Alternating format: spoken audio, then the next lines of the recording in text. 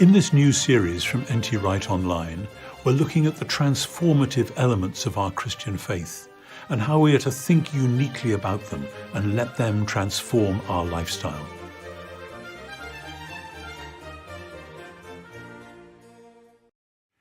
성령께서는 그리스도인들의 삶에서 무엇을 하실까?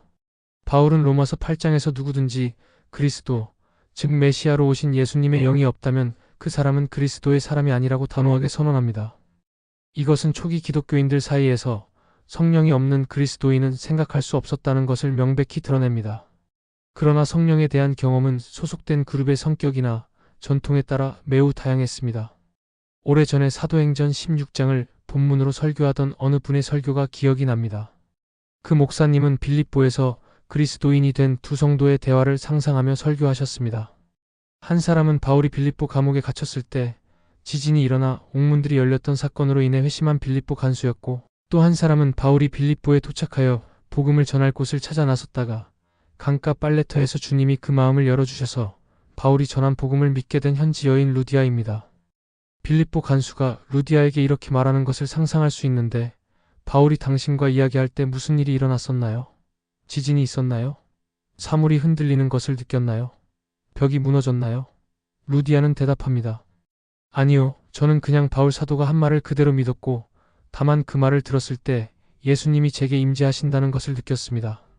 이 말을 듣은 빌립보 간수는 나가서 다른 성도에게 리디아가 좀 걱정된다고 말할 가능성이 있습니다. 이렇게 말하면서 말이죠. 그녀가 완전한 경험을 했는지 잘 모르겠어요. 어떤 사람들에게는 이미 수년간 충실하고 기도하는 그리스도인으로서 봉사하는 삶을 살아왔는데, 성령을 사모하는 기도를 하는 와중에 갑자기 하나님의 임재에 대한 새로운 기쁨, 새로운 깨달음과 능력과 증거, 거룩함에 대한 새로운 열망이 심령 속에 끌어오를 수 있습니다. 그러나 그렇다고 해서 그에게 성령이 이미 임재하고 활동하지 않았다는 뜻이 아닙니다. 이러한 일들은 도리어 하나님께서 얼마나 풍요로운 분이신지를 나타낼 뿐입니다. 하나님은 계속해서 놀라운 경험을 주시는 하나님이시며, 예수님과 성령 안에서 하나님이 시작하신 새로운 창조는 계속됩니다. 이것이 하나님의 백성들 각자에게는 개인적인 변화와 치유, 인도와 희망의 새로운 표징으로 나타날 수 있습니다. 실제로 인생에서 매우 암울하고 메마른 시기를 겪은 사람들 중에는 당시에는 느끼거나 경험할 수 없었지만 나중에서야 그 암울하고 메마른 시기에도 하나님께서 성령 안에서 그리고 성령을 통해 함께 하셨음을 깨닫게 되었다고 말하는 사람들이 있습니다. 초기 기독교인들은 예수님을 따르는 모든 이들에게 부어졌다고 믿었던 성령이 천지창조 때에 활동했던 영과 동일하다는 사실을 잘 알고 있었습니다. 창세기 1장 2절에 나오는 하나님의 영, 사도행전 2장 1절의 강력한 바람. 이 영과 바람을 뜻하는 단어는 그리스어와 히브리어로 동일합니다. 사사기 6장의 기드온이나 사무엘상 16장의 다윗과 같은 지도자들을 사로잡은 여호와의 영도 동일한 분입니다. 이사야 선지자는 이사야 63장에서 하나님께서 광야의 성막에 임재하신 것을 성령의 관점에서 이야기합니다. 그리고 사도행전 2장에 따르면 성령이 한꺼번에 모든 예수님의 제자들에게 임했을 때 이것은 마지막 날에 모든 사람에게 성령을 부어주실 것이라는 요엘의 예언이 성취된 것으로 여겨졌습니다. 이전에는 하나님께서 특정한 임무나 역할을 위해 여기저기서 선택된 소수의 사람들에게만 성령이 임했었습니다. 모든 하나님의 백성에게 태초에 천지를 지으신 창조주의 영이 임했다는 것은 예수님을 따르는 제자들과 함께 하나님께서 천지 만물을 다시 만들고 계시다는 의미입니다. 실제로 사도행전 2장은 이스라엘 역사에서 매우 중요한 두 가지 순간을 일깨워줍니다. 첫째, 사도행전 2장은 오순절 날을 묘사합니다. 후대의 유대 전통에서 오순절은 시내산에서 율법을 받은 날을 기념하는 절기로 여겨지게 되었습니다. 이스라엘 백성이 이집트에서 탈출한 6월절 이후 50일을 지났을 때 그들은 시내산에 도착했습니다. 그 하나님의 산을 모세가 올라가 율법을 가지고 내려옵니다. 두 번째로 시내산에서 모세를 통해 이스라엘 민족에게 주신 10계명과 율법의 핵심은 하나님의 완전한 창조물을 상징하는 아름다운 성막을 짓는 것이었습니다. 이 성막을 이스라엘 민족이 조심스럽게 완성하자 마침내 하나님이 임재하셔서 하나님의 강력하고 영광스러운 광채와 구름이 성막을 가득 채웁니다. 누가가 오순절 날 성령의 임재를 묘사하는 사도행전 2장의 말씀은 이 두 가지를 모두 반영합니다. 오순절의 율법의 수여, 그리고 하나님의 영광이 자기 백성과 함께 거하는 셰키나가 그것입니다. 이것을 다시 설명하겠습니다. 예수님은 십자가에 못 박히시고 죽은 자 가운데서 부활하신 후 승천하셨고, 하나님의 우편에 앉아 계신데 하늘은 먼 곳에 있는 곳이 아닙니다.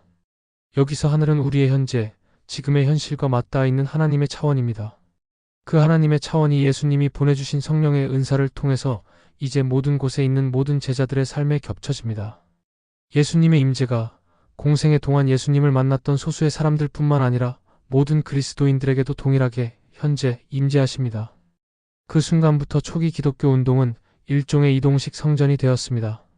그들이 가는 곳마다 성령께서 함께 하셨습니다. 그래서 사도행전에 나오는 가장 큰 논쟁과 어려움은 예루살렘의 성전과 관련하여 발생합니다. 아테네와 에베소에서는 이방 우상은 헛것이고 유일하신 참신이신 하나님이 이 땅에 임재하셨음을 말합니다. 요점은 예수를 따르는 공동체는 일종의 움직이는 성전 운동이며 하나님의 영이 그들과 함께 가고 그들을 인도하고 그들 가운데서 그리고 그들의 증거를 통해 어디를 가든지 활동한다는 것입니다. 그렇다면 성령은 실제로 어떤 일들을 하실까요? 여러 가지 가능한 대답 중에서 세 가지가 눈에 띄며 이 세 가지가 다양한 방식으로 함께 작용합니다. 첫째, 성령은 개인과 공동체의 예수님을 현존하고 실제하게 만듭니다. 둘째, 성령은 깨어지고 죄 많은 인간을 진정한 하나님의 형상을 지닌 존재로 변화시켜 세상의 하나님을 반영합니다. 셋째, 성령은 예수님을 따르는 사람들에게 세상에서 하나님의 선교를 감당할 수 있도록 다양한 개인적 소명을 주시고 그 소명을 감당할 수 있도록 새로운 방향과 새로운 힘을 주십니다. 하나씩 살펴봅시다. 첫째, 성령은 예수님을 현존하게 하십니다. 요한복음 13장부터 17장까지를 보면 예수님은 제자들에게 자신이 떠나가더라도 보혜사, 위로자, 상담자라고 부르는 분을 보내셔서 그들과 함께 있게 하실 것이라고 설명하십니다. 보혜사로 번역된 헬라어인 파라클레토스는 법률적 옹호자, 와서 어깨에 팔을 두르는 사람, 지혜로운 조언을 해주는 상담자 등의 의미가 있습니다. 이것이 바로 예수님께서 친히 오셔서 그들과 함께 하시는 방식입니다. 그리고 예수님이 오시는 곳에 아버지께서도 오십니다. 요한복음 17장에서는 자신과 아버지께서 성령의 역사를 통해 그들과 함께 거하실 것이라고 놀라운 말씀을 하십니다. 이것은 요한계시록 21장에서 성취될 하나님의 거처가 인간과 함께할 때를 미리 예언하시는 것입니다. 그러나 따지고 보면 이미 요한복음은 말씀이 육신이 되어 우리 가운데 거하셨다는 위대한 선언으로 시작됩니다. 말씀이 거하셨다는 말은 장막에 거하셨다는 말로 과거 성막에 임하셨던 하나님의 영광, 쉐키나를 의미합니다. 예수님은 성령께서 예수님이 제자들에게 직접 행하셨던 일들을 앞으로 제자들과 그 후계자들을 위해 대신하실 것이라고 말씀하십니다. 또한 예수님은 그 일을 이룰 때까지 내가 너희를 버려두지 않겠다라고 말씀하십니다. 내가 너희에게로 가겠다. 이것은 예수님을 사랑하고 따르는 사람들을 위한 약속이며 예수님과 아버지가 함께 그들을 사랑하시고 성령의 역사 안에서 그리고 성령의 역사를 통해 그들과 함께 하셔서 그들의 집을 만들겠다는 약속입니다. 요한복음 14장에는 이 모든 것이 담겨 있습니다. 그러나 어떤 의미에서 요한복음 전체가 이 주제를 위해 우리를 준비시키고 발전시키고 있습니다. 그리고 예수님은 무엇보다도 성령께서 예수님께서 그들에게 말씀하신 것을 상기시켜 주시고 하나님과 예수님이 원래 목적하셨던 진리, 그 신비한 진리 속으로 점점 더 깊이 인도하실 것이라고 약속하십니다. 이렇듯 성령은 예수님을 현존하게 하십니다. 둘째로 성령은 깨어지고 죄 많은 인간을 다시 빚어서 진정한 하나님의 형상을 지닌 존재로 만듭니다. 이것은 사도 바울이 성령의 사역에 대해 말하는 많은 구절을 요약하는 한 가지 방법입니다. 예를 들어 갈라디아서 5장에서는 바울은 인간이 자신의 삶과 다른 사람의 삶을 망치는 다양한 일을 육체의 일이라고 말합니다.